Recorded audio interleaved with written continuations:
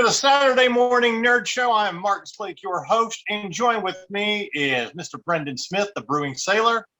Good morning, everybody. And we've got our squad leader for the gaming division with us this morning, Mr. K. Scott Cooper, or Oh My Waffles. Hey. What's going on, gang? And we do not Lego his ego. You better Lego my ego, cock. And from the Electric Jellyfish Podcast, Mr. Chad Womack. Morning, gents. I feel like I just got off of a carousel playing Mario themes. I was gonna say, don't you just love that calliope? Well, yes. I thought it was appropriate since what we're discussing today, for our intro music. So, anyway, we want to immediately apologize if you can't see us live on Facebook. They're being a little bitch this morning. So well, somebody's got a case of the Zuckerberg live on YouTube or our website. But Hashtag you got zucked. Yeah. Ooh, zuck. You needed some egos. But anyway, you'll be able to watch this show later. We rebroadcast it on our website and post it to social media. So, but we're going to roll with it. We have an exciting show. We're going to give you our thoughts and opinions about E3 2021. And if you are a gamer and you're like us and you noticed the title of this show, can we really be excited? Well, I guess you'll just have to find. Yeah, that's kind of how we feel about it. But we'll get into that a little bit later. A few announcements for you real quick. Our next issue of that Nerd Show Weekly will be coming out next week as we are doing a summer preview section about all of the movies that are coming back to the theaters, things that we've seen over the last month, and whether you should go check them out or not. And if you're in the Dallas area, check out the Ultimate Game League. We are bringing back our sports league. Now that we are past the pandemic, it's time to get back to public places and do video games. And we're very excited to announce that we will be doing this every 2 weeks at Craft and Growler, Brendan's place, where he is the head brewer, and we're going to be featuring a lot of the beers that he has brewed for our gaming events. So, and since we're doing it on Wednesdays, it's $2 off of the local beers that Brendan brews for Craft and Growler. So it's a great time to check them out. A little bit cheaper for your pocketbook, but you also get to play video games. So we're glad to finally be able to get back and doing that. It's been about a year and a half almost 2 years since we've actually been able to really do it. So, and if you're into gaming tournaments, you want to be part of a league where you can score points to lead to a championship, no entry fees, and with cash prizes, then you want to come check us out at Craft Growler every other Wednesday, the second and fourth Wednesday of the month. Our next tournament will be June 30th. If you can't make it in person, we are beta testing how we can do some live streaming and have people through Zoom. But that should be an afterthought. You should want to come down to Craft and Growler and play video games in person. No excuses, no mask. Just be there and come get some great beer. So, real quick, while I'm also mentioning that, Brendan, out of the 7 beers that you guys have, or that you have brewed for Craft and Growler, which one do you think is perfect for gaming? Now, I know the easy answer is all of them, but if you had to pick one. Probably number one, just because the Hangover de los Chivos, which is our Mexican lager, it's like a Modelo with just a kiss of sea salt on the back end. And it's just easy drinking and crisp and delicious, and you can have a lot of it and not get skew whiffed. So, and you don't need a lime to ruin your beer. No fruit, please. Yeah. The only reason to put fruit in your beer is to prevent scurvy, and we're not out to sea. To prevent scurvy or clean the rim of the glass. Right. Yeah, the rim of the glass. That's it. Did Sea of Thieves teach us that? No, I was in the Navy, man. Revenge taught me Well, that. so was I, but I never got taught that in the Navy. Really? No. You had some sad NCOs, man. That's all. Yes, I did. Some very uptight broomstick up their ass NCOs. Yes. Oh, like I said, we're very excited to be able to bring back gaming tournaments and build this league back up. And if you are wanting to know more information about what the Ultimate Game League is, we believe in ultimate gaming. It's not, if you play in a fighting game tournament, it's not just about playing Tekken 7 or Mortal Kombat or Smash Bros. Or whatever. It's about being able to play multiple fighting games and it be a random draw from round to round. You don't know what you're going to get because that's how you become the ultimate gamer. So you got to be good at everything. Same with sports games. But anyway, go check it out, ultimategameleague.com. And we'll have more information as we keep doing tournaments every 2 weeks. All right, we're going to jump into E3 here in a moment. So talk about some of the things that we, are excited for, and of course, lots of complaining. But we do have to talk about E3 because we didn't get to do it last year, and it seems like we're just kind of coming back. I guess, right? I don't know what the word I'm trying to use, but it seems like we're sort of getting back to normal with the gaming industry with new releases, but it's post-pandemic, so it's still kind of like, But anyway, we have 2 this week's Sign of the Apocalypse. So before we get to the really good one, I'm going to do this one real quick because this one's on you, GameStop, for not having a proper editor. I thought this was really funny because I got this in my email yesterday announcing, and I shit you not, this is exactly what they said. To PlayStation 5 customers, we have a limited stock of new PlayStation 5s in our store. Sign up online to get yours. And I did a double take when I saw that, and I was like, so to PlayStation 5 customers, you're letting them know that you have more PlayStations. So was that really meant for me? Or Yes. my only conclusion was, are you trying to make sure that the other version of me in an alternate universe gets his PlayStation 5 because you're so limited on stock that's not available in the other universe? So anyway. Yeah, it's like when it's like when you watch TV and the cable company that is your provider advertises to you. Yeah. It's like, dude, I live in this area. I don't have a freaking choice. Right. We're not the target demographic. You've already got us as a company. Yeah. So, anyway, good for you, GameStop. Get an editor before you send out ads. Just saying. All right. Now to the really good this week's Sign of the Apocalypse, and of course we have to comment on the whole controversy with DC Comics about whether Batman would go down on Catwoman. And I can't believe this is actually a controversy. So, Brendan, give a little quick backstory of what's going on here. So you seem to explain it better. This revolves around an interview that the producers for Harley Quinn season 3 on HBO Max gave, where they said that they wanted to include a scene where Bruce Wayne's going down on Selena Kyle, and DC pushed back on that and said heroes don't do that. We're trying to sell toys, and I thought that was hilarious on 2 counts. First of all, most women I know would say heroes absolutely do that. Okay. Not all heroes wear capes, baby girl. And in fact, if you don't do that, you are most certainly not a hero. You're an asshole. I feel like I need a hero playing in the background right now. But yeah, thank you.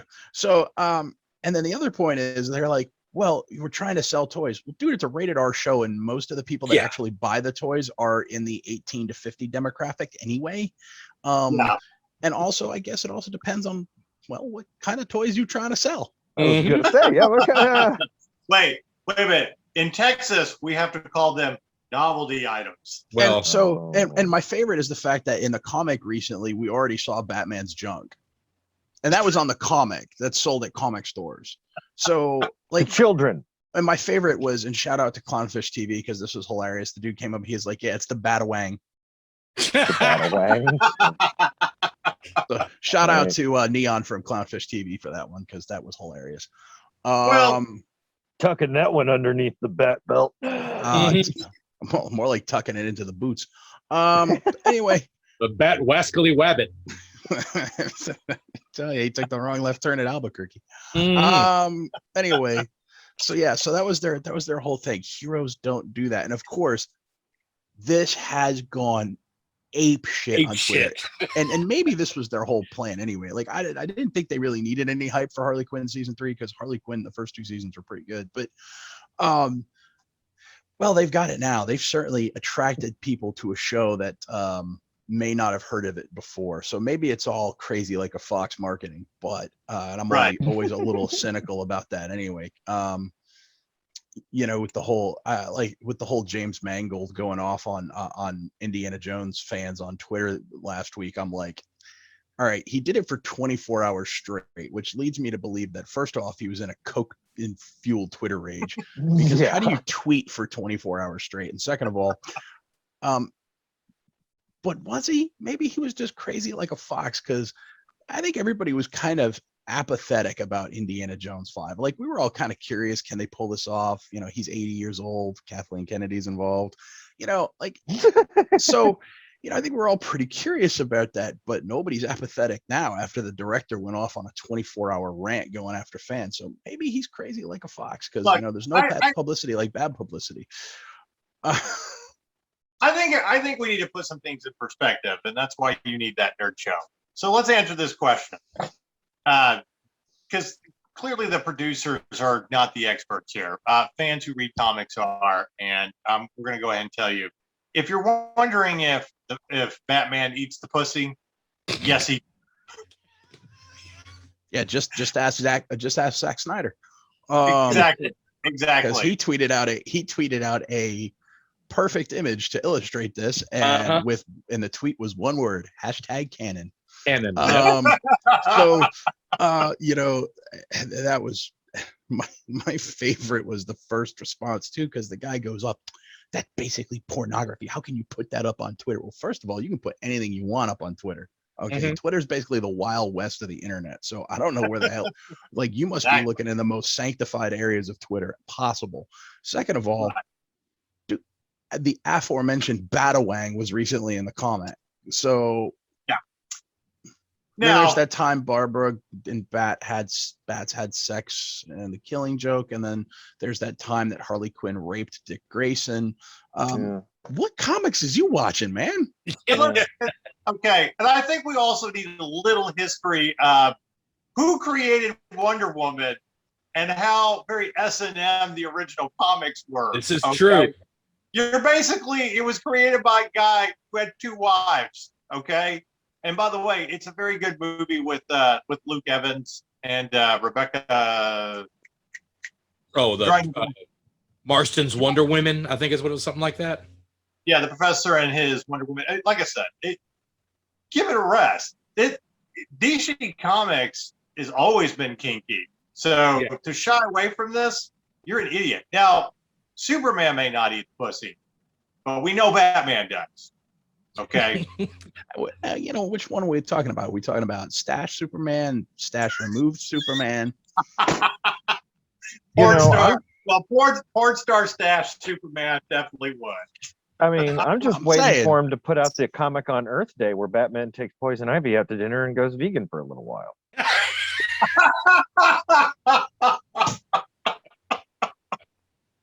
Wow. Mother. Look, at the end of the day, this is just another epic fail by DC Comics. Okay, to even make light of this situation is ridiculous, especially in a rated R show. Give it a rest. I mean, how many times can you trip on your dick? Seriously. It's like they've set a record for tripping on their dick. You know what? Why don't you do yourself a favor? Shut the fuck up, quit arguing about this, and restore the Snyderverse. Yes. I mean, at the end of the day, I feel like it's the only thing that's going to save you from yourselves. But which I don't even understand how they're not doing it, because half of the movies that are part of the Snyderverse are still going forward. Like the next Aquaman movie, the Flash movie, like it's not the Snyderverse. Yeah, but isn't it though? It's like it is. Well, I guess they're going to make it something different because of the new Flash movie. It's like, no, he's going to end up in another universe, and it won't be the Snyderverse anymore. I'm like, is it really though? I mean, anyway, yeah. We're clearly not done making fun of this. I mean, there will be tons of more memes and conversations about this. The only By the way, Scott just texted me, Scott Ferris, and he just said Superman absolutely eats pussy. Very carefully. Fair enough. To our buddy Scott Ferris, the general manager of Liberty Burger here in Dallas, which you should go and check out. We concur. He's an authority. We will go with that. Judge's ruling. All right. The last thing I'm going to say is this. If Bruce Wayne is a playboy, he's not. Do you really think he's a conservative playboy? Hell no. Exactly. Hell no. I mean, you don't establish a reputation for being a playboy if you don't lay it out. So you got to be laying pipe to have the title playboy. And if you're not laying pipe and you're putting out the title playboy, everybody's going to think the chicks you're with are beards. Right. So it's like, what are you just doing, full of Brucey? shit. Yeah, what are you doing? In the mortal words of Randall from Clerks 2, as they're talking about, do you go ask them out? Oh, well, you guys are so repressed. Will you grow up?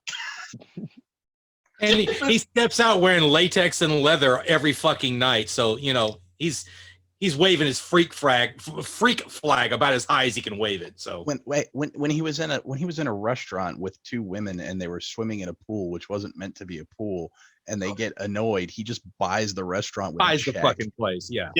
Yeah. I mean, no, we don't want to turn this into a comic book sex education course. Although I feel like we kind of have to for the producers of this show with their bullshit excuses. But if you're going home with two women and you only have one dick, what do you think you're going to do with the rest of your body? Gotta do something. Batman's a pimp. I'm sorry, Batman's a pimp. Phil He's a pimp. Phil Jackson called that the triangle offense. And you know what?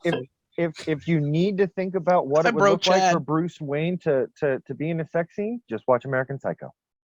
Oh, yes.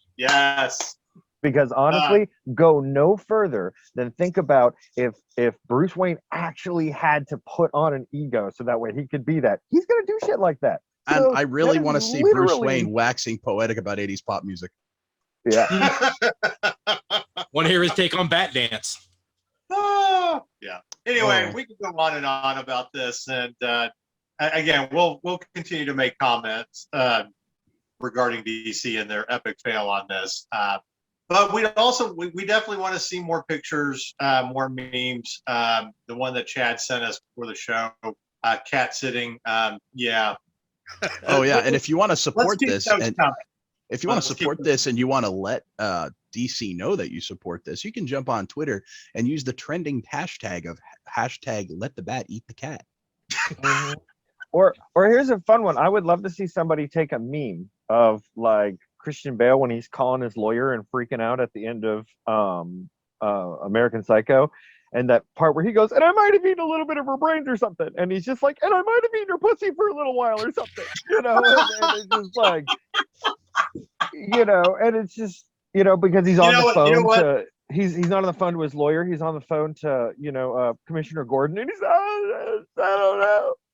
You know what, Scott? I feel like there's somebody on Reddit that's already downloading that, editing that part of the movie with that. So, oh, well, we needed something fun on the internet this week. So thank you, DC Comics. You keep us entertained.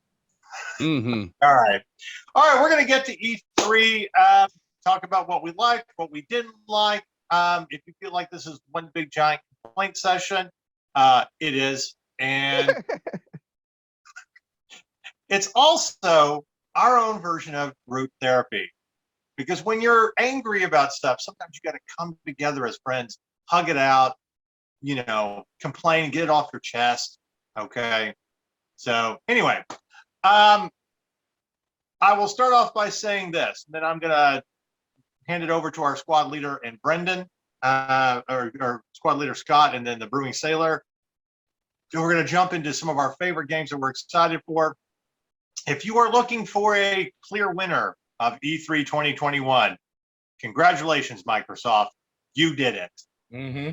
The clear winner of when it comes to Everybody else stepped on their dick, fell into a drain pipe, hit their head, and didn't wake up until next year, apparently.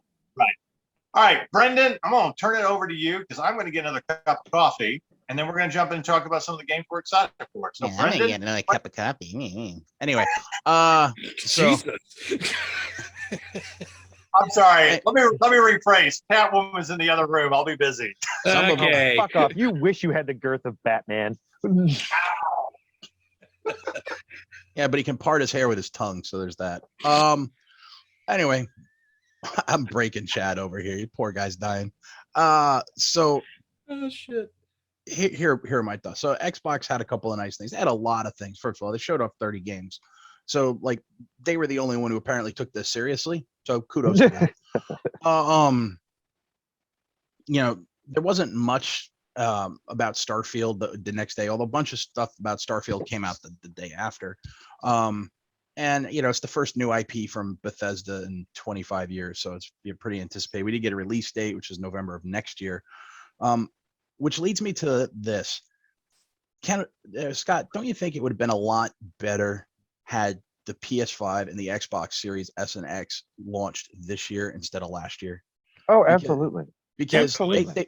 they've got no games out, right? Neither one of No. them do. I mean, PS5 has Ratchet and Clank, which admittedly is a nice game, but that's about But it. it's not enough. Yeah. And Xbox had nothing. So they launched with nothing. Don't get me wrong, Game Pass Ultimate's a fantastic value, and we all subscribe to it, and it's lovely. Yeah. But there's nothing next gen on it. Mhm. And of course, Cyberpunk 2077 blowing itself out of the water really hurt everybody. I understand that, but even their next gen releases weren't supposed to be ready till this year. So I think No. they should, and with the limited amount of resources available and the amount everything got pushed back as production on the game side, I think they both should have pushed back to this year. Because think about how different we would view this generation if they were launching this year and Xbox was launching it with Forza and Halo and Starfield coming out next year, and then PS5 launched this year with Ratchet and Clank, with Horizon Zero, Forbidden West, and God of War, Ragnarok hot on its heels next year. Like that would be a much better launch. As it is, we've had to endure 9 months of nothing. So everybody was really excited, probably more excited about and more eager for an E3 than we have been in a long time, because of the pandemic, because of the lack of games, because even the lack of systems, even though the system's out, but the lack of GameStop still saying, hey, we've got a limited amount and we're almost a year later. So everybody's really looking forward to this, and Microsoft was first, and they came out and they hit a home run. Forza looks gorgeous. Beautiful. Absolutely. Forza was stunning. Big open world, drive anywhere you want. Like, I don't even care if you like that game. I'm gonna download it on Ultimate. I'm not even gonna race anything. I'm just gonna drive around, look at the countryside, and go fast. That's all I do. That's all I do anyway. Yeah. So like, I don't even care about the racing aspect. I just want to see all the pretty. And if I'm a shallow gamer for that, screw it. I'm cool with it.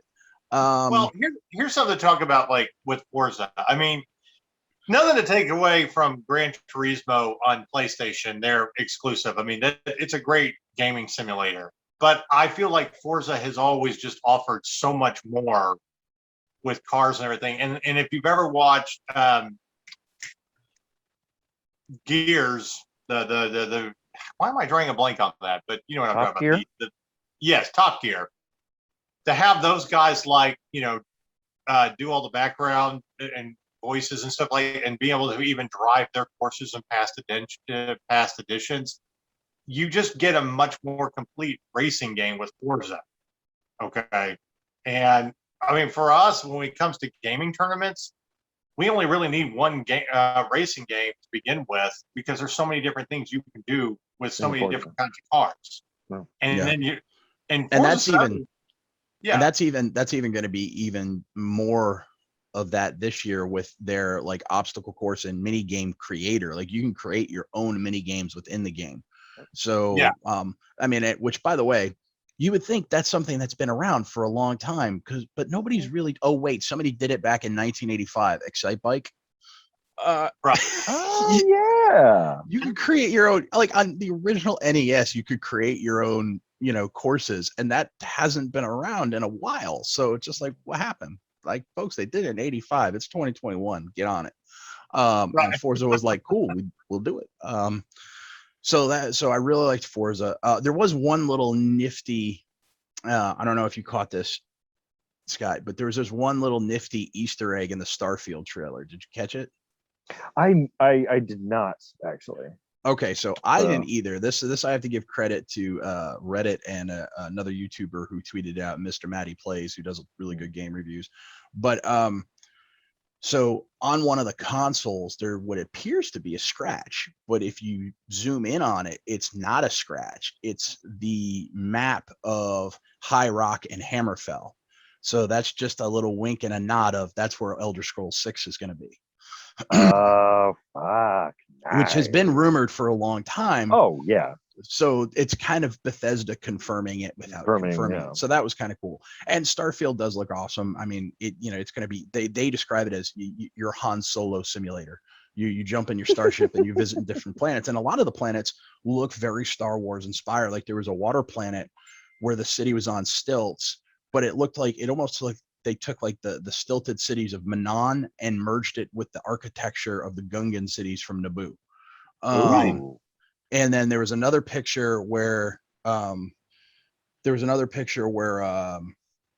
sorry. It was very how do I say, it was very like Endor inspired, and there was you have a lot of different planets, and I think they're taking their cue from Star Wars on how they do their planets. You fly to a different planet, jump out and check it out. And I enjoy that. I'm sorry, I love that. And I think except it's for gonna No be, Man's Skies overdid it. But anyway, digress. Yeah. But so when you're out there, I think the combat's going to be very much Elder Scrolls or Fallout. More, I guess Fallout would be a more appropriate parallel, but I guess it'll be very similar to Fallout. I don't know how similar. Like I don't know if you're going to have the VAT system or something similar to it. I would imagine you would, but we don't know that yet. So that looked good. So those are the two big ones. The Outer Worlds trailer was just hilarious. Yeah, it was great. That was brilliant. That was brilliant. Talked about the best trailer from E3. As it just lampooned every cinematic trailer ever. Like Ever. That's it, because that's what every fan has thought about cinematic trailers since I don't know 20 years now. They're just designed to hype you up and don't mean anything. So for a developer to come out and be 100% honest and transparent about it was fantastic. And it was received across the internet. Yeah, it was received across the internet as decided on a design yet. And and like I said, it was received across the internet as well as it was received among the four of us. So kudos to Obsidian for that. Oblivion was Elder Scrolls game anyway. Yeah. But which Obsidian worked on? I think they did on some of the ports actually. But anyway, neither here nor there. Well, one thing that we should mention is if all the games through Xbox and Microsoft that are coming day one, if you haven't seen the full list, here's what it is. Yes, you're going to get Outer Worlds 2 day one on Game Pass. We're very excited about that. If you like the first one, and we've talked about how you kind of start with one game in a series and then you're able to make improvements when you have a bigger budget and going forward. And I feel like Outer Worlds 2 is very much going to be like that. I will say that game's probably 3 to 4 years away, because they didn't even show Avowed this year. They had the cinematic trailer for it last year. So Avowed's probably not going to be a 2022 game, which means it's probably going to be 2023. They'll probably show something next year to get you ready for a 2023 release, which means Outer Worlds 2 at the earliest is late 2024, but most likely 2025. Which, by the way, same with Elder Scrolls 6. I don't see that until the 2024-2025 window. So some of these are a ways off, but that's the way it always is with E3. When you make a first announcement, you could be waiting 2 or 3 years. I mean, how many years did we have to wait for one or Cyberpunk 2077 got announced in 2012.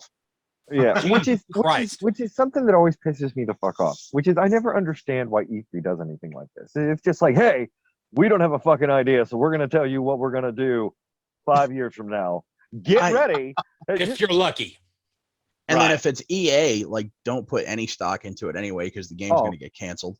Yeah, they're gonna Uh, cut half their fucking or shit. They're gonna down the cancel- back of they're somebody gonna that cancel comes the up game and and quit. They're going to cancel Well- the game and shut down the studio. Mm-hmm. Mm-hmm. Well, Dragon Age 4. I did want to at least say, here's what is coming day one in the future. A Plague Tale Requiem. If you like that sort of game and you like the first one, you'll get the second one. Atomic Heart, Redfall, which we're actually very excited about. Redfall, it doesn't have anything really to do with like vampires per se. I mean, we're kind of like hit or miss when it comes to that. But it looks like a gorgeous game, and the fact that you're going to be able to do a 4-person squad with that game makes it interesting. Is that the one that was put up by the guys for Dark Souls? No. Or Redfall? Which was that one? No, Redfall is the guys that do, it's Arcane. They do Dishonored. Ah, okay. I'm track lagging. Okay, I'm track lagging. And by the way, if you've never played the Dishonored games, they're on Game Pass because they're Bethesda, and they're incredible games. In fact, They're pretty Dishonored good. 2 was our actual game of the year in 2016. We didn't go like everybody else and say that Overwatch was the game of the year, because we don't do that kind of crap. Anyway, you've got Uden Chronicles 100 Heroes and Uden Chronicle Rising. Both of those will be day one. Contraband, Party Animals Replaced, Slime Rancher 2, Somerville, Stalker 2, and then Starfield, which Brendan was mentioning earlier, which looks looks really good too. The reason we kind of mentioned this and we talk about day one games for Game Pass is, if you happen to read our kind of group review done by me, Scott, and Beth earlier this year about Outriders, it was something we were excited about, and just didn't meet its, I guess, full potential is a great way of saying it. It was just kind of like, Hold on. kind of fun. I'll say it because Marcus is too nice. It shit the fucking bed, gagged me with a fucking spoon. I don't think it was quite that bad, but it wasn't a great game, and it was certainly not worth $60.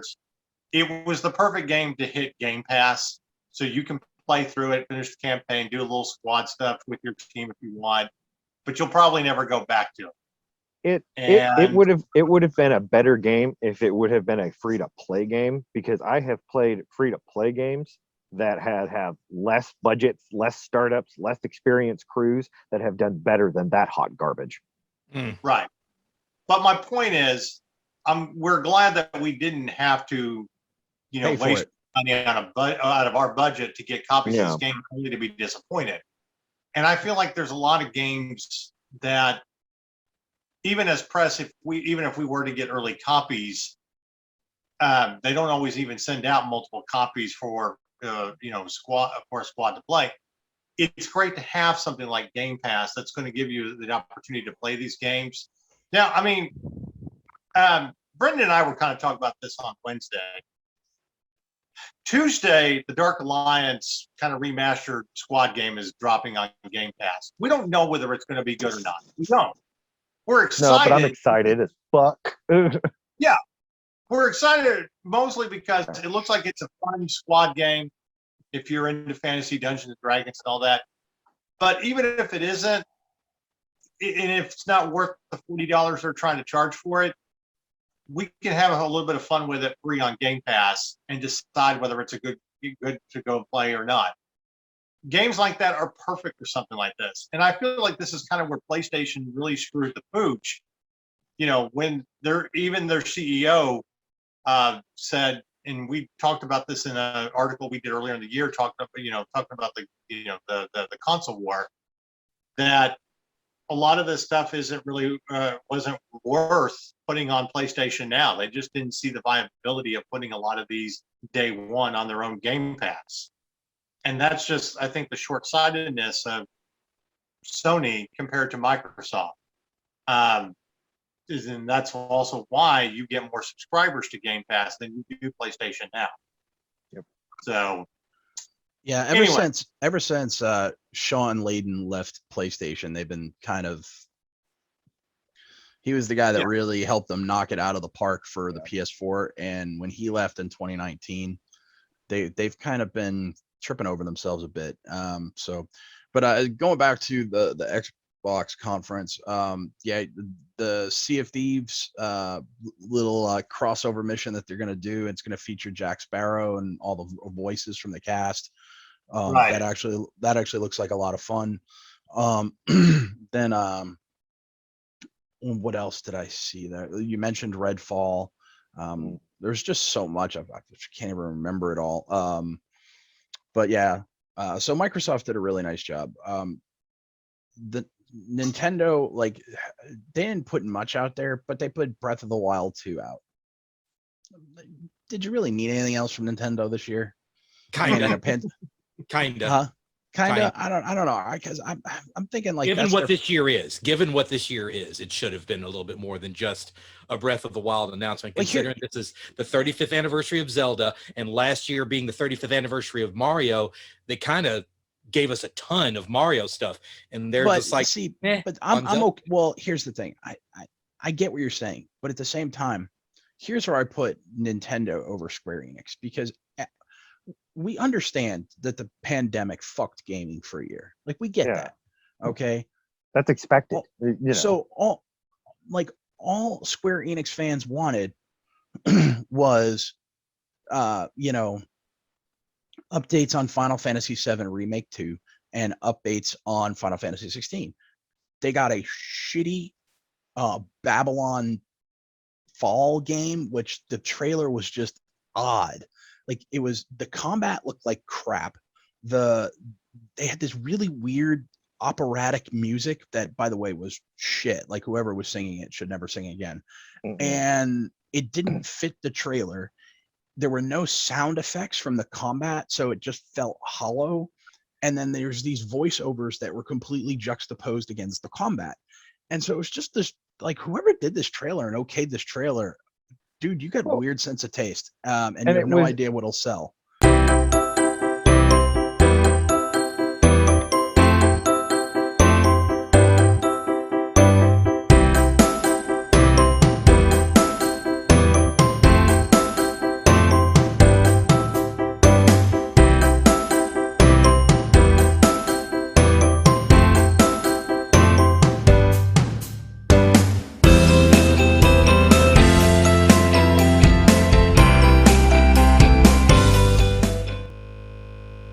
Well, no, and the tone of the voiceovers wasn't even right either. I mean, Right, it was like, just it like they completely didn't fit. didn't match it didn't No. match the combat on the screen. No. And so it was just weird. And then they had this stupid Final Fantasy Origins game where the guy just shouts chaos over and over again. I'm gonna kill chaos. I'm gonna kill chaos. You know, he's going to kill chaos. I think he's going to kill chaos. Hey, by the way, that guy, he's going to You kill want to chaos. kill chaos? Oh, and the night that you're supposed to look for on the way there, they give away the whole fucking story twist right in the trailer. He's actually chaos. Right. And then the only thing they had that looked halfway good was a Guardians of the Galaxy game, which, by the way, I don't know how the hell they kept this secret, but the Guardians of the Galaxy game, but it kind of looked halfway good, but at the same time, it also just looked like it was a DLC for freaking the Avengers game. So, Somebody said it made Star-Lord look like he's got All Lives Matter in his Twitter bio. Well, they all got their pronouns in there now. Yeah, it's a horrible character model. He just Here's the thing about that Avengers game too. I mean, I bought it with what budget we had just to play it, its first week. I did a little bit of it. It was like, okay, well, this is kind of fun, and wish that I had gotten my money back for it because it was kind of blah. Now, when it dropped on PlayStation Now for everybody to play, like, that's a good game for their Game Pass. It's not a great game. It's got the capabilities of doing a 4-person squad if you want to play one of the Avengers, but it's a very blah game. Yeah. But the whole reason why I bring up Square Enix conference is because they didn't do the one thing they needed to do. Nintendo, while yes, they didn't go all out for 35th anniversary of Zelda, they at least gave us the one game that we needed to see. And that's why I put them over Square Enix, because they gave us Breath of the Wild too. And they said, it's coming. Here's a trailer. Here's gameplay, so that to me makes them the clear number 2. I tell you who, I'll tell you who took a number 2, and that was, appropriately enough, Take-Two. Who came up with that Popping name? deuces nationwide. Who came up with that game? All over the world, just shitting on gamers. I just want to say one last thing about Guardians of the Galaxy. I don't disagree with you, Brent. It looks like good DLC for the Avengers game. And that's what it probably should be. It doesn't look like it's going to be worth $60. And here's the thing. 70 on next gen. Well, Mhm. as much as you like Guardians of the Galaxy, do you really want to play a game that's not even voiced by the movie actors to begin with? Because I listen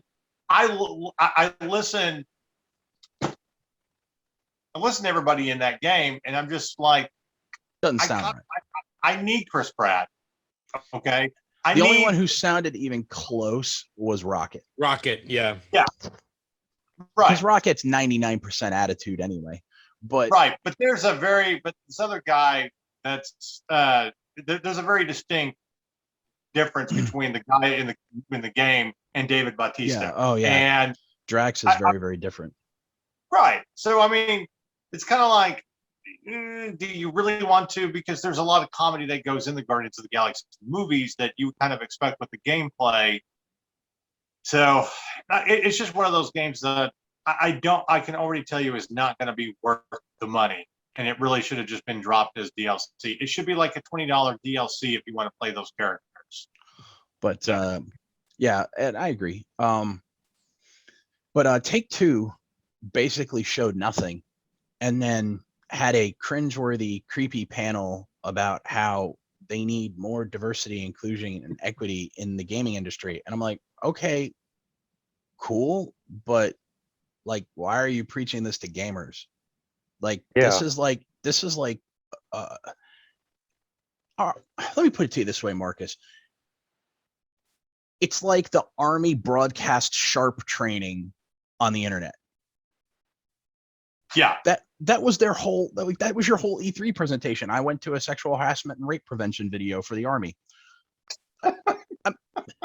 Jesus. Like that's like that's what you're like. Okay, like if you need to hire more like minorities and people of color and people of different orientations, well, cool. I mean, as long as they can do the job, I don't give a shit who they are. Right. But why are you doing this at E3? Like, well, and that was the thing is when I listened to it, I thought they were just trying to like, okay, it just sounded like they were just trying to do appeasement, because it didn't even feel sincere. Like it was coming. It just felt like they were just trying to guilt shame people into doing anything. And at the same time, they weren't really saying anything that we don't already know. And at the same time, it's like Brendan said, they do it in a way that makes everybody feel uncomfortable, which means no one's really fucking paying attention to what you have to say. And even if you're trying to be one of the first people who says it, out to the thing, well, who fucking cares? Who cares if you're the first to say it? Because you're not doing anything about it. The message gets lost. The message totally gets lost. And I was watching one YouTuber who reacted to it, and he put up collage together of all these different gaming industry personnel that were interviewed during the various press conferences of E3. And he just like right in the middle of them talking, it would stop and you hear this like chime, like bing, and it was like not white. And have two arrows pointing to them, and it was just like over and over and over again. It's like, yeah, dude, I think the game industry is probably ahead of the curve when it comes to this. Now, granted, there are certain companies that are behind the curve when it comes to, say, sexual harassment, and they think they're still living in a Mad Men world. Hello, Ubisoft. But that's another topic for another day. Speaking of Ubisoft, another one that took a deuce. They basically had nothing. They had a Rainbow Six game, which didn't look anything like Rainbow Six. It looked more like Halo. Like they're fighting aliens, like weird spore shooting aliens. So you're doing what Call of Duty Infinite Warfare did, where you just made a Call of Duty game look like Halo? Kinda. Yeah. Well, actually, more like Killzone. Yeah. Fair. Yeah. Yeah. Killzone's cool. So, Yeah. but yeah, so I'm like, yeah, because that just reeks of Tom Clancy's work. So Tom Clancy in Spain. yeah. That'll Why don't be- they just call that'll it be- Tom Clancy Space Force? You know, Oof. Hey, Brendan, that'll be season 3 of Jack Ryan. So it'll all Right. tie together. No, Yeah. no. Without Remorse 2. The future. How Without much, remorse, how much too. of that Avatar game did Ubisoft show? Anything? Past the Um, announcement? Here's the thing: nobody cared. Mm-mm. Like there are metrics that came out. Like people literally clicked off the screen when they realized it was an Avatar game because they thought they were being shown the new Star Wars game. Yeah. Because the Ubisoft is going to be one of the first companies to do a Star Wars game since the EA exclusivity deal got nixed, and they are announcing that they were going to do it on the Snowdrop engine, which comes from Massively, which is one of their companies, and it's the engine for help me out, another Tom Clancy game, The Division 2. Division. Anyway, yeah. so you've got, so they're saying from Massively Entertainment using the Snowdrop engine, and then a planet that looks very much like the planet Felucia in Star Wars, and it turns out, nope, it's Pandora, it's Avatar, it's Fern Gully in space, and no one gives a shit. And like, Can we- thank you. Yeah, they're good. Hold on. Look, can we honestly just stop with Avatar? No, we can't, because they're bringing out 4 new movies in the next couple of And- years. And Well, you know that's what why? I'm Because saying. it's James look, fucking Cameron. That's all it fucking James is. Cameron, I will always love you because you've given us some of the best sci-fi movies ever. Okay, and Absolutely. I'm glad that you have all the money in the world from Titanic and everything to fund the Avatar project. Okay, but you also, I mean, and that's great. Use your own money to do whatever you want to do, and blah blah blah. And you gave us the motion capture technology to where we can, de-age things, and like, it was great that you did that for Avatar, but I was more excited about Tron Legacy using the same technology, which that movie came out after the other Avatar. But why do we want to go back? Okay, I don't want to watch any more of the movies. Why the hell would I want to play a video game in this world? Yeah. I mean, is this And your frankly- environmental message or something? Frankly, there's an already better game set in a similar world, and it's called Horizon. Yeah. Yeah. And Yeah. that one, you technically don't have to fuck your mount to use it. Yeah. And you I know mean- what? I mean, I think there is like a Horizon movie in development, and I'm like, I'll see that. I mean, it may not be a good movie. It definitely probably won't be as good as playing the game, but I would be more anxious to see that movie than I am 4 more Avatar movies. So listen, there's a definite turn in James Cameron's career, and I believe it happened right around the time of Titanic, because listen to his early stuff: The Terminator, Aliens, The Abyss, Terminator 2 Judgment Day, True Lies, then Titanic. Then we get Expedition, like all this weird documentary stuff, and then we get Avatar. Yeah. Then I- tumbleweeds and crickets. Plus, For- Linda Hamilton cleaned his ass out in that divorce too. So Wait, you know what? You know what you can do, James Cameron, with all your money? Why don't you bring back the Sarah Connor Chronicles? That was a good show. I thoroughly Again. enjoyed it. again, the aforementioned Linda Hamilton. I don't think that's going to happen. No. Well, I Sarah agree. Connor Chronicles was Lena Headey anyway. Yeah, But- that's But what true. I'm That's saying true. is it popped up on Hulu about a month ago, and I started watching it again. I'm like, this really was underrated. And you know who was an awesome Terminator? Fucking Summer Glau. Summer Glau. Yep. Yeah. So Yeah. why did you bring that back? But it also kind of sort of gave birth to the holy crap. This dude's been married 5 times. Mm-hmm. He James marries Cameron a is woman like in his the- movies every time. James Cameron is like the Liz Taylor of Hollywood, except he's a guy. Well, not even that. It's just the fact. I mean, imagine. I mean, the reason why the man's cinematic value is awesome, because he's a fucking control freak. Yeah. You know. Yeah. So Well, and I think you know. right now, like with Avatar and where you're going with this, Scott, just to kind of expand on the control freak and the OCD of this man, I think you're about to see James Cameron morph into 1996 George Lucas, Oh shit. Mhm.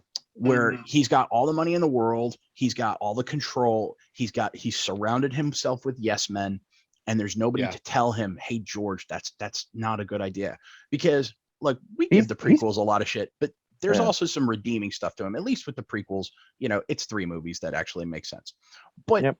you know, yeah, I'm not but joking. the prequels could have been so much better if, you know, Rick McCallum had a spine. Yes. But you know what? That's exactly what we need in the Avatar world. We need a blue Jar Jar Binks. Well, That no, could but be here's the that thing. funny character. Well, We have an Save here's entire the race thing. of them. Here's the Shut fucking your thing. mouth. Shut your mouth.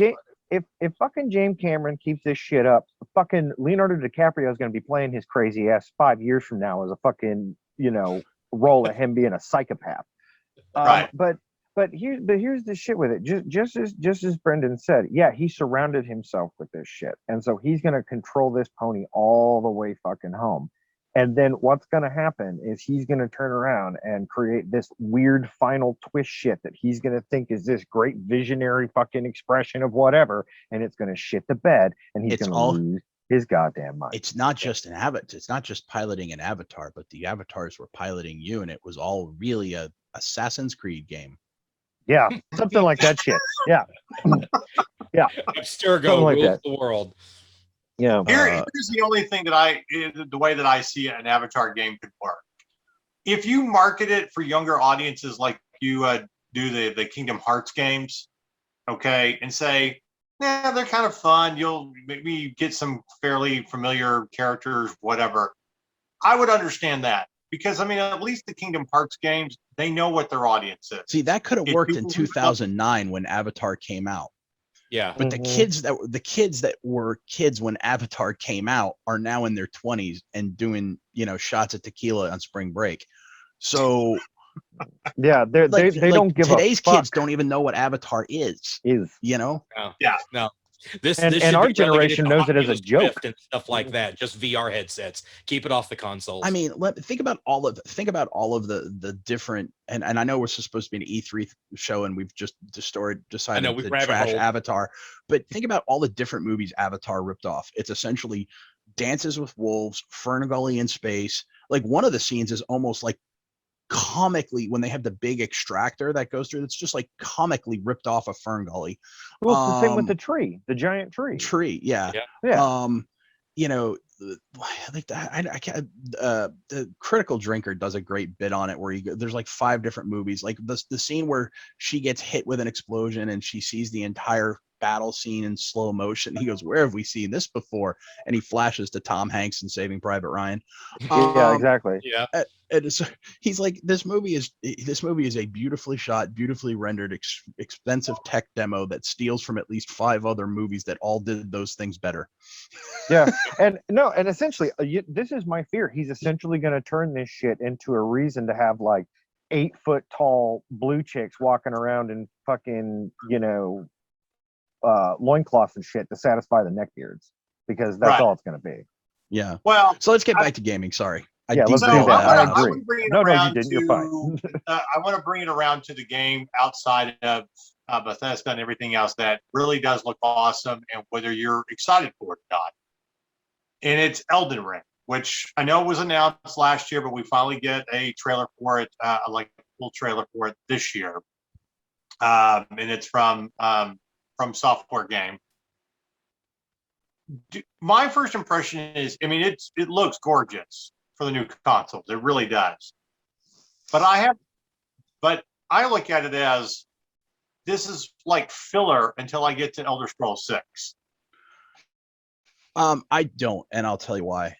Because From Software does very different styles of games than Elder Scrolls. They may look on the surface similar from graphical representation, artwork style, but that's really where the similarity ends. The combat is much more complicated in From Software games than it is in Bethesda games. And I'll say this: Bethesda is more about the narrative. From Software has a lot of narrative, but it's more about the gameplay. With the combat. Yeah. And here's what I'll say. I am not excited for Elden Ring, but it's not because let me qualify that.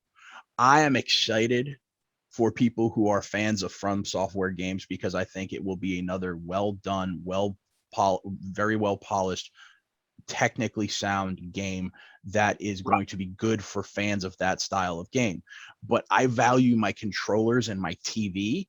And so I am not a From Software fan because exactly. From Software games are for a very specific type of gamer, and I lack the patience and ability. I'm not a good gamer. Like I'm a terrible gamer. I love gaming, but I suck at it.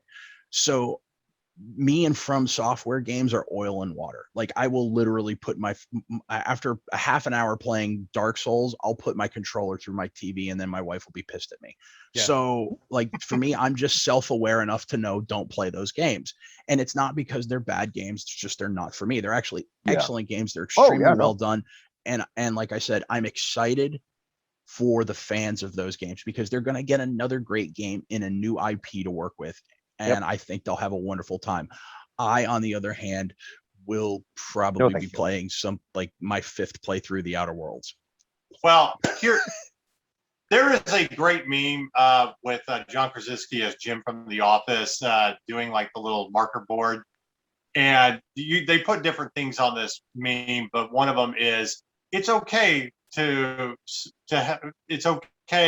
set it to easy in video games because you want to enjoy video games. Yes. And that's the thing with From Software, they don't buy into that. There is no easy mode. There is no difficulty setting. And look, I agree. There should be a market for those that want these kind of games. Okay. We're not the savants on this show that are going to rip through these games and learn every little thing. We're just not. We enjoy story. We enjoy everything. So sometimes it has to be marked down easy to get through it. To enjoy the story. I am not ashamed to say, and I'll also tell people this. If we've got 4 huge fucking video games that we have to review in 6 weeks, I need it on easy so I can zip through it quickly to give a review. All right. So, but the reason I make my comment is I agree.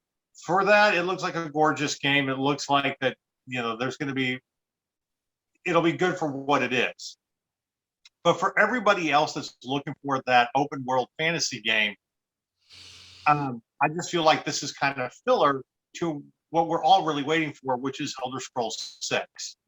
And former writer. I'm waiting for Avowed because that's going to come out first. But a former writer for us put it when he did the review on Rage 2. Which came out a couple of years ago, 2 or 3 years ago. I don't know. We didn't play it that long because in his comment summed it up. Rage 2 was fun as a way to abide your time until Borderlands 3 dropped, which it did 2 months later. Because it was basically kind of the same thing, but the B squad type of game to the one that we were all waiting for. Yeah. So I look at this and that's kind of how I view it as, well, that's great. And because it is From Software, I'm like Brendan. I've replaced enough controllers. I'm just not going to do it. So for those of you that are excited, great. It does look like a gorgeous game and the perfect game for the new next generation of consoles. But your controllers have our sympathies. Well, Right. not even that. I mean, like, I have a lot of friends who play this style of games, and like Brendan said, I am super excited for them because they've been kind of dragged through the mud recently and getting left behind and that and the other. Well, and then when you get a game that does kind of go into their style, like Returnal, there's all types of backlash from people that are like, I want multiple save points. I want this. I want that. Well, you can want in one hand and shit in the other. It's not that type of game. Exactly. Here's a thought. And Go play a game that fits the style you like. Yeah, go play something that's for you. This is not for you. This is for them. Because here's the thing. If you stop giving these guys something that's going to be for them, they're going to start playing games that are for us, and you don't want that. 'Cause No, your life's going to suck. you've got to have that. You've got to have games for that niche market. And I did buy Returnal and played it for about 2 weeks. It's a neat little game, great concept in what they're doing, but it's a very small market. And for me, it wasn't worth the $60. I traded it in and turned it around and bought something else that we needed to review. And I looked at that game as I'd like to go back to it to mess around with it here and there, but I'll wait for it to be 15 or 20 bucks on sale before I do. Because it really is a gorgeous game for the PlayStation 5. But yeah, you make games, and for that little niche market, you should get one great game every year. You really should, if not two. Okay. But, there's a reason why we have super hard, fucking modes on other games. And, Scott, didn't you say that on like your third playthrough of Ghost of Tsushima, you put it on the super hard level and it just kicked your ass all over the map? Well, it's quite that, but it's not quite that. It's I'm playing it in Akira Kurosawa mode, so everything's in black and white, and the prompts between what is a blockable attack and what you need to get the fuck out of the way of, they lose their indication color because one is blue and one is red, and so when they're in black and white, they look identical. And interesting. And so you have to pay attention to kind of how they look and where they appear, so that way you know what to do. I love this. I love this so much because now you all know what it's like to be a colorblind fucking gamer. Yep. Brenda's like, come down to my level now. Welcome to my world. That's so sweet. That just made my morning. Yes, Scott. Stuff it. I need that gif. Got him. So what you're saying, Brendan, is the entire game for you would be Kurosawa. Kind of, sort of. It's not that drastic, and to gaming companies' credit, most of them have put in colorblind modes. Yeah, and it does have one for that game too. Oh, that's good. But yeah, so because there are games where they're like, I've been playing, even back in the early days of MMO, and they're like, go down the tunnel. I'm like, what tunnel?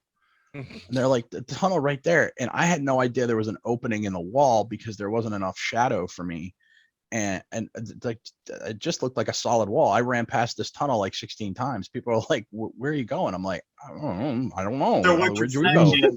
So what you're saying is you couldn't find platform 9 3/4. That's not a color issue, though. I know. Really, Marcus, you went there. That was bad. That was bad. All right. Okay. That was bad. You should feel bad. Does he get a sad trombone? Does he get a sad trombone? Yes. No. Okay. I'll take my bad joke somewhere else. All right. So I want to bring it around to Breath of the Wild 2. Now, Chad, you're the one that really still has the Nintendo Switch. I don't have mine anymore because only my nieces and nephew who are really playing it, and there really hasn't been anything that I gravitate towards. But I have. I recently got back into Breath of the Wild, the first one, because I have the Wii Universe and it was available on that. Also, by the way, I hate to break it to all of you Switch owners out there, the Wii Universe version looks exactly the same as the Switch, and I got it a hell of a lot cheaper. But anyway, how much did you play of Breath of the Wild of the first one, Chad? Not nearly as much as I probably should have, because it started reminding me of why I quit playing Skyrim. For all of its virtues, both Breath of the Wild and Skyrim, they're amazing depth, and just there's so much to do. But that's also, I've always thought its downside is that there's too much to do, and when the world is that big, it's really easy to get lost.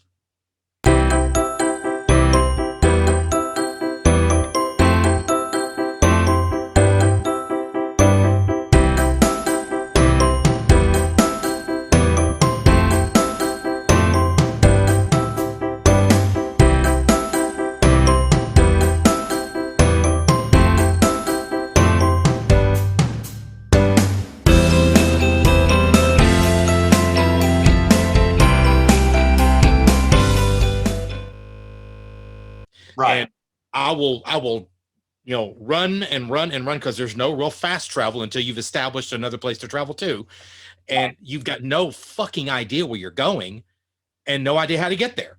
So Okay. I got so tired of running and backtracking, I'd hit a wall. I'm like, well, fuck, this was the wrong way. And I spent 20, 30 minutes walking in real time to get there, only to get dead ended. And I'm just like, you know what? Fuck this. So I just put it down and just quit playing it. I gotcha. So I've never even got the DLC for it. I've only scratched the surface in playing that game, and I've had it for 2-3 years now. Still barely. Well, I guess what I'm asking is, are you excited about Breath of the Wild 2? No, because I've got no sense of anticipation because I never finished the first one. And like I was telling Brendan earlier, I also feel like they kind of dropped the ball because the one game that they released last year that got everybody through the pandemic and what sold the system for a lot of people, I know you know where I'm going with this, was Animal Crossing, and they announced nothing about Animal Crossing. Yeah. DLCs, updates, nothing. It was like dead silence. And I know that the Nintendo the Nintendo fan base was waiting with anticipation on what are they going to do, because again, I rolled it back to the whole Mario thing. They released a whole bunch of Mario content into Animal Crossing for Mario Day this year. So we're thinking, oh, surely they're going to do something for Zelda. Nothing. No announcement at all. So we're not going to knock Animal Crossings. I mean, I agree. I mean, if it for gamers out there if it helped get you through the pandemic, I mean, if that's your sort of game, and it made the Switch worth buying, kudos. I mean, that's great but that game is not for everybody. Here's my thing about Breath of the Wild. I think any kind of Zelda game is always going to be great, but you're still dealing with the fact that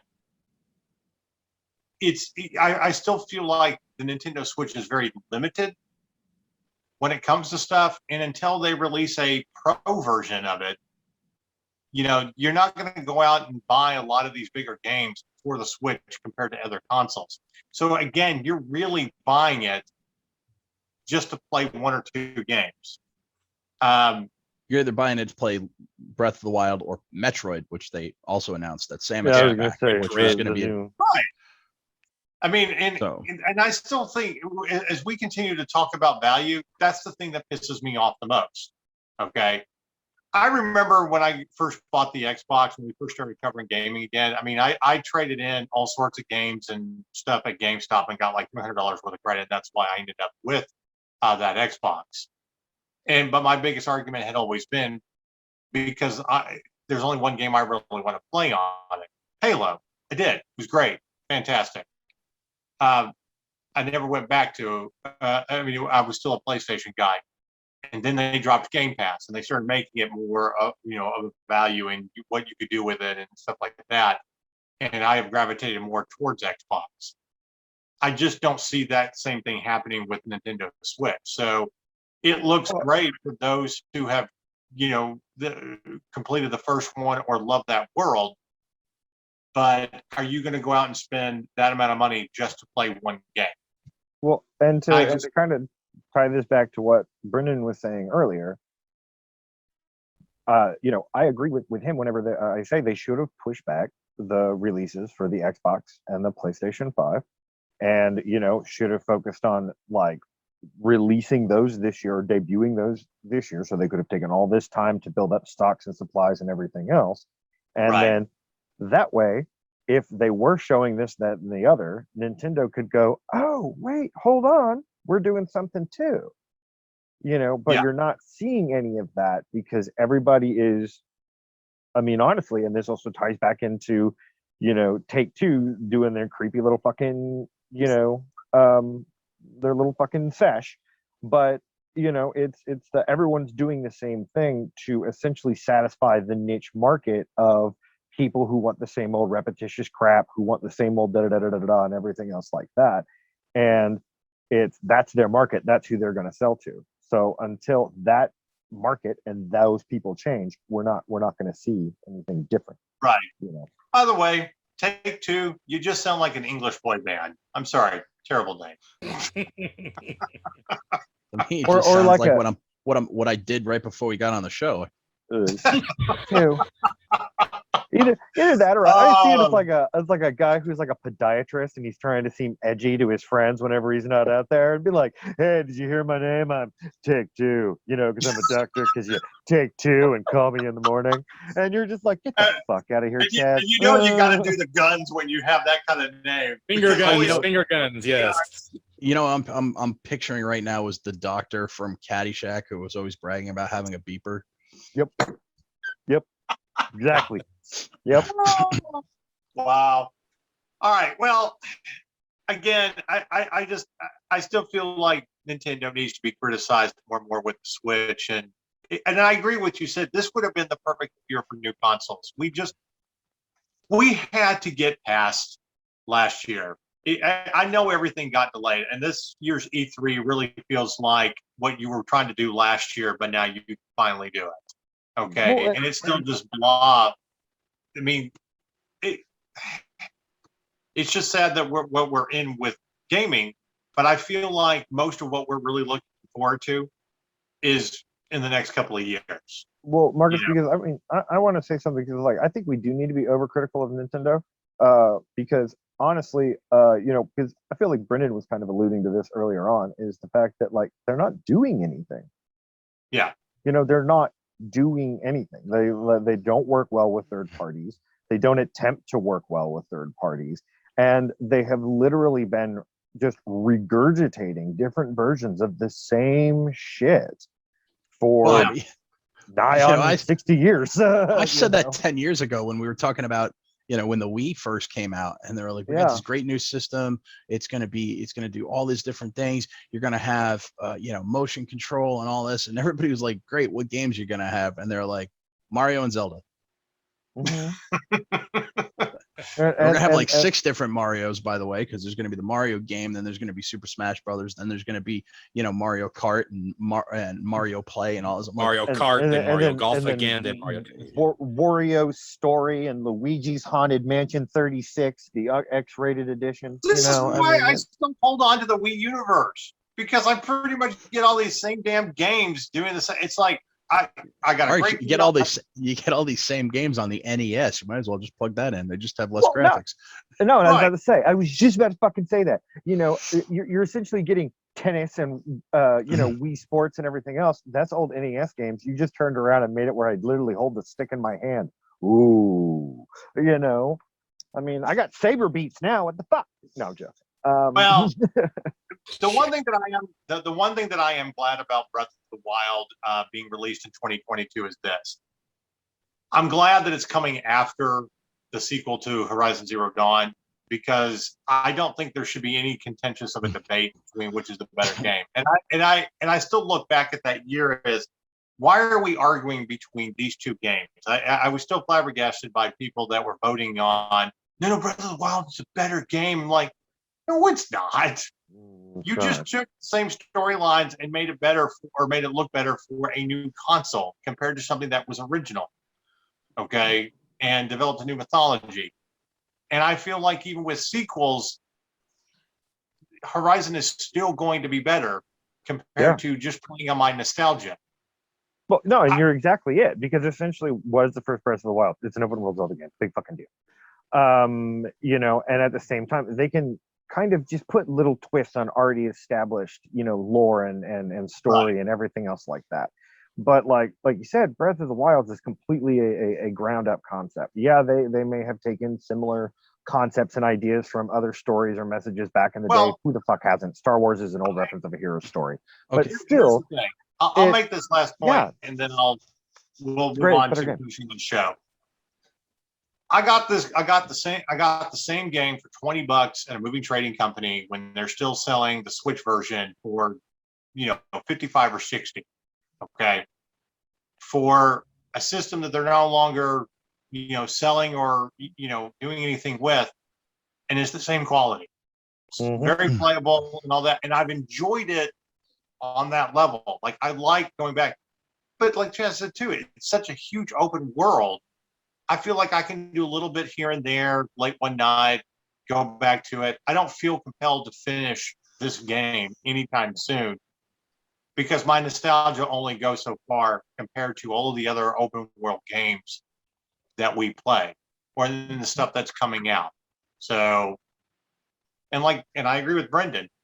I'd rather be on my third or fourth playthrough of Outer Worlds before I go back. Anyway, we'll obviously check it out and see what it's, in 2022, but it's just, compared to everything else. You know what? Hey, what would be great, Nintendo? Maybe you should get a Game Pass and have some of these games be game. Well, and then, so we haven't even talked about Capcom and how bad theirs was. Capcom, I mean, what the Great Ace Attorney Chronicles? Yeah, because that's what everybody gets fired up to be. I want to play a video game where I'm a lawyer. Yeah. And it's set in like an alternate family law. I wouldn't be caught dead.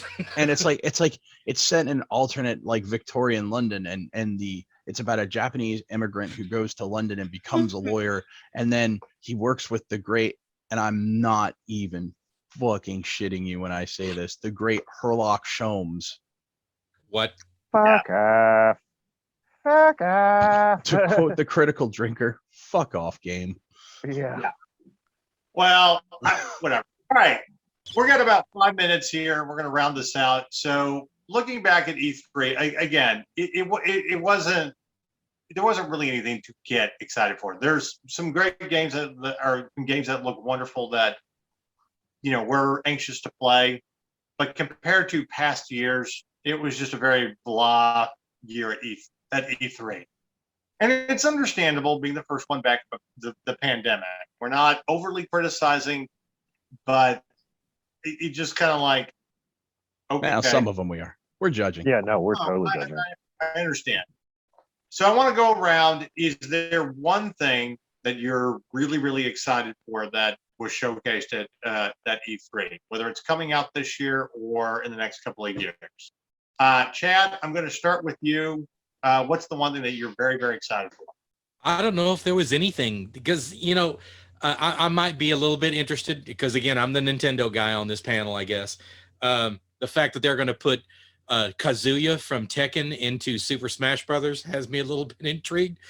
But I think there's a problem. I think there's an overall problem with the format of E3 now. I mean, all three of us grew up pouring through Electronic Gaming Monthly and GamePro magazine in the 90s. Looking at of us. I said the four of us. Sorry. Well, I'm looking at three people. I'm sorry. I'm not. Sorry. But yeah, we all grew up, pouring through the magazines, looking at CES coverage before E3 even existed, and how that format was set up, how the booth babes were there, and just the overall presentation had more of a pomp and circumstance to it. Now with E3, and I know it's probably out of necessity because of the whole social distancing thing, but it's kind of been this way for a couple of years. E3 has got a very hands-off approach that is just a bunch of suits spewing shit out of their neck, attempting to get a group of people that have the attention span of a fucking gnat on Quaaludes to get excited about shit. And it's really hard to get people excited about stuff that's, this is the slate that we've been given, and it's been kind of a consistent thing over the course of the last couple of years. So the past several E3s have been incredibly anticlimactic to me. There have been some high points, but for the most part, it's just been a really dull, low point in the gaming calendar year. Okay, so there's nothing you're excited about? No, not really. I mean, if I'm being honest, no, there's nothing that really got me all that intrigued. Okay, Scott, is there anything that you're excited about that was seen this year at E3? I'm gonna go with one of the most amazing quotes I've seen on Twitter yet. Hey, what happened at E3? I wasn't paying attention. Because that's pretty much the consensus of it. Not excited about anything. Don't really care. And I agree with Chad. I feel like E3 has become some weird combination of a board meeting and a TED Talk, and I don't give a fuck about either. Very much. So, Speaking of quotable, yeah, that's going on my Twitter. That's a t-shirt. That's a t-shirt slogan, Scott. Well said. What? The E3 has become some weird combination of a board meeting and TED Talk, and I don't give a fuck about either one. There you go. Well, you guys Feel That's free to use awesome, it, dude. gang. Have fun. Yeah, that's basically exactly how I feel in a nutshell. Yeah. Brendan, how about you? I'll be slightly more optimistic. I will agree that overall, E3 was a Dr. Ian Malcolm staring at a giant Triceratops pile of shit from Jurassic Park. Where's my glove? That is one big that's pile a of big shit. pile of shit. But I will be slightly more optimistic than my two esteemed co-hosts, and I will give you three things. First, the amount of big titles that are coming to Game Pass over the next few years. Second, Forza, in the short term, Forza looks amazing. And third, in the long term, all of the titles coming from Obsidian and Bethesda, whether it be Outer Worlds 2, Avowed, Starfield, or Elder Scrolls 6. So those are the three things, and they all kind of revolve around Microsoft. Once again, Sony, good on you for not even showing up if you didn't have anything to show us. And as far, maybe they'll have a state of play later this summer or sometime around Gamescom. I hope Gamescom is better than E3 because E3 was pathetic. And then, we'll see what happens next month with EA's, conference that they're having in July. Which, by the way, something we didn't even mention, and this, or we did briefly, but in relation to another game. Not one Star Wars game shown at all of E3. No, and so yeah, no. Our only hope is Electronic Arts. Yikes! Oh, Christ! All right. Well, I'm gonna And say on this. that bombshell, Yeah. I'm gonna say this about E3. Scott is absolutely right. Wasn't really worth watching this week, but as for games that are coming out, I am very interested in Starfield. Really, and again, the fact that it's going to be day one on Game Pass, and the same about Outer Worlds too, which I need to go back and do another playthrough through Outer Worlds, the first one, and do the DLC. The more and more that we move forward in the gaming industry, the more that people talk about getting a new console and what to do, what they should do. PlayStation, you're not number one anymore. Okay, you might have some really good exclusive titles. You are not the best value. Okay, you were at one time, you're just not anymore. And I think in the next few years, with everything that Microsoft is doing, buying up studios, putting games day one, that's what gamers should go for, because there's a lot of stuff that's just not that good and it's not worth $60. And we understand that, gaming companies have to make money, but at the same time, you can still make money by people buying your console, or Microsoft can, and paying for Game Pass. It should be Spacer's choice. Yeah. Ultimate Game Pass is $15 a month with everything that you get for it. And the fact that we can use that to do tournaments, and I only had to buy one or basically a couple of different games here and there for each of our tournament consoles, but everything else is on Game Pass. Microsoft has proven yet again, it is the leader in this industry when it comes to value. it's not the right choice. It's Spacer's choice. Spacer's choice. The traveler's choice. It's Jeez. Spacer's choice. So, and with that said, I mean, I am excited for some of the more squad-based games that we do get to try as a staff, whether they're going to be great or not. But the fact that we don't have to go out and buy retail copies of them makes it even better. So, Yeah, Redfall, I think, will be fun as a squad to run. I think that should be interesting when it does eventually come out. I agree. So, But anyway, if there's anything that anybody learned, when it comes to the gaming industry, if you're on the fence, go get an Xbox Series X. Just stick with this. I think you're going to, especially like parents. Especially parents. I was going to say, if your credit's not shit, I'll go ahead. All right, fine, go ahead. But I was just expanding on your point. Go ahead.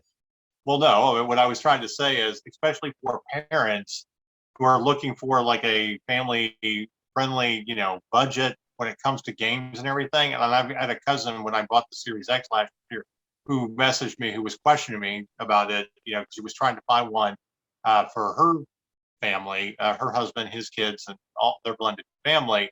I was like, you don't even need to consider PlayStation. You're going to get everything you need for your family with Game Pass and the Xbox. Mm-hmm. And yeah. Go Well, ahead. I was just gonna to expand upon that. If your credit isn't in a total dumpster fire, you can go through either Xbox or GameStop, and for $35 a month for a little over 2 years, you can finance a Series X, and that it's $20 towards the console and $15 towards Game Pass Ultimate. So for $35 a month, you can get the console and Game Pass Ultimate. Yeah, and So there's that's yeah, that's Extremely all, affordable. right, and that's also better than trying to buy, or do something like that through, a rent-a-center or any other like leasing agents like Collect Shop or whatever that are out there. Which are going to have like 18% interest, and if you're one day Right. late with Like payments, that, yeah. like over 2,000 for a console. So yeah, there's programs out there, and I think that's just kind of what E3 showcased this year is, we've hit that point in the gaming industry, and we've talked about it this year, that Xbox, Microsoft, they are the leaders now. Okay, they're leading the way, and whether you get excited or not when they buy a new studio, think of it in terms of this: if they buy a new studio, what new games are going to end up on Game Pass day one compared to having to spend a retail price on a game that may or may not be good with PlayStation. I still love PlayStation. I'm not disappointed in the PlayStation 5, but I also recommend to people, it's like there's no reason to run out and buy one for a while, because the games that are coming out on there are still going to be made for PlayStation. They're made for PlayStation 4. So, and of course, one thing that we were very excited about, this was the first year that no copies of MLB The Show were bought for the staff, because we all got it day one on Game Pass. With the Sony logo and everything. So Do you know how Which is really weird it weird, but felt still. in my soul when I saw that? When I saw PlayStation Studios, I was like, that felt weird. like the first time you saw Sonic the Hedgehog Sega logo on your freaking GameCube and shit. Yeah. There's something that should also be quickly mentioned, because we were talking about this. We use first gen Xbox Ones for tournaments, because they're still perfect. All the games that we use from sports games and everything else still run perfectly on the first gen Xboxes, which are 8 years old now, or almost 8 years. I can't necessarily say that about first gen like PlayStation. So even a lot of the my first gen PlayStation, which I bought, and I still have, she's still up and working just fine. well, I mean, give her a and you may blowout be the every now and exception then. to the rule. What I'm saying is everything that's like coming out is still kind of very playable, even with squad-based games. And while the load times may be a little bit slower, frame rates, we're not having any trouble in fighting games or sports games or anything like that. And I think that's kind of a testament to still holding on to an Xbox or Y. And the hardware that you're going to get with the Xbox Series X is just absolutely incredible. Also, when we did our reviews, that system didn't crash in the middle of our live stream. Yeah, So, there's that. yeah. All right. One final thing, whether it's going to be great or not, still very excited for Halo Infinite, and I'm anxious to see what they're doing with their multiplayer. More, if nothing else, because we know it's going to be on Game Pass. So it's a good continuation of the Halo series and stuff like that. Also, the drops that they've done, or the upgrades they've done to the Master Chief Collection, even Yes. absolutely gorgeous and great to go back and play through. So, Yeah. All right, that's pretty much our coverage of E3 and what we thought. Any final thoughts about anything? Yeah, hopefully Gamescom is better. Better luck next time. All right. Well, here's hoping. All right. We will not be back next week, as we will be at Oak Cliff Film Festival here in the Dallas-Fort Worth area. It is the first live in-person film festival that we have been able to cover in a year and a half. And we're very excited for great films, being able to do stuff in the theater, after parties and stuff like that. So we will check that out. And then after that will be the 4th of July weekend, which we will let you know what we'll be doing regarding that. And then we'll be back in July. So, and as I said, our next gaming tournament is on June 30th. If you're in the Dallas area or traveling through at Crafting Growler that evening. So come hang out with us, try some of Brendan's delicious beer. Playing a gaming tournament because you get to do it in person, and that's something we haven't been able to do. All right, everybody, stay nerdy and say goodbye. Bye, everybody. Take care. Boy, guys. boy. Oh.